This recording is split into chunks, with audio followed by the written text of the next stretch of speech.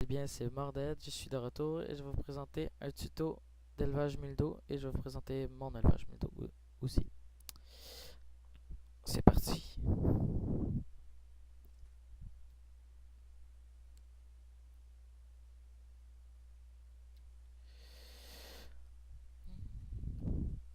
Bon.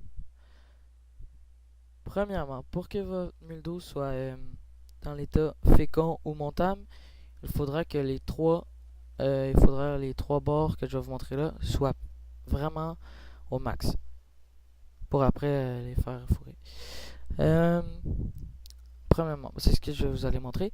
Euh, L'amour, pour monter l'amour, dans le fond, il faut que votre muldo soit dans l'état entre cette barre-là et cette barre-là pour après monter l'amour au max. Dans l'enclos ci-dessous, avec un émoticône de cœur et un bonhomme avec des cœurs. Par après, pour monter l'endurance, il faut que votre muldo soit dans la négativité. Euh, pour monter ça, il faut que, dans le fond, comme que je vous disais, ça soit dans les moins de cette barre-là à cette barre-là, pour après pouvoir monter l'endurance au max. Et ça sera dans l'enclos ici, endurance avec un éclair. Troisièmement, pour que votre muldo soit baisse dans un état négatif ou positif, il faut le mettre dans un enclos avec l'émoticône fâché ici, pour dans la négativité. Et dans l'enclos, juste à droite, gentillesse, pour pouvoir le mettre, pour pouvoir monter au positif. Pour monter la maturité, il faudra que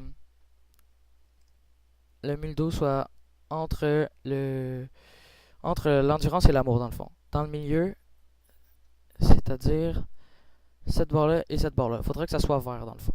Après ça, vous pourrez monter la maturité qui fera grossir votre muldo plus gros.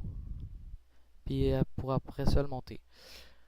Pour après ça, quand les trois sont dans le fond, quand les trois sont montés, puis que ça marque fécond, il faudra le monter niveau 5.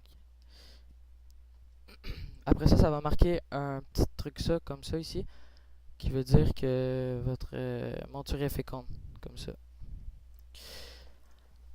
Bon, maintenant je vais vous présenter mon élevage.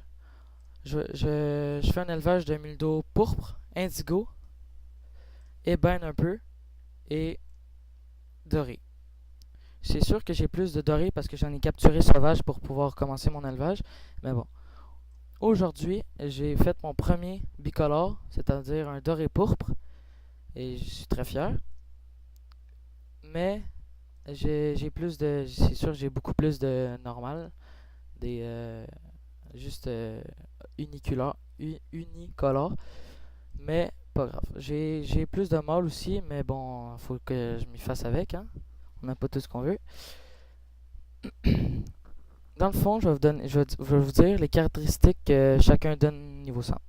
Le doré, il va donner comme effet 50 puissance sans vie. Le indigo, il va donner 22% en résistance eau et sans vie. Le pourpre, il va donner 22% terre et sans vie. Et mon bicolore doré pourpre va donner 11% terre, 40 puissance sans vie, ce qui est beaucoup meilleur que les autres. Et c'est la deuxième génération, donc c'est sûr que c'est plus difficile. Puis pour pouvoir faire un bicolore, il faut deux couleurs différentes. C'est-à-dire indigo et pourpre pour faire un indigo pourpre, mais ce qui est plus rare que... C'est plus rare avoir un bicolore, ça pourrait pas fonctionner, puis avoir un de chaque couleur ou deux de chaque couleur, c'est pas obligé que tu aies un bicolore. Fait que c'est pour ça que c'est plus rare en avoir, ça vaut plus cher, mais il faut avoir beaucoup de chance. Ici, Morded, et à la prochaine!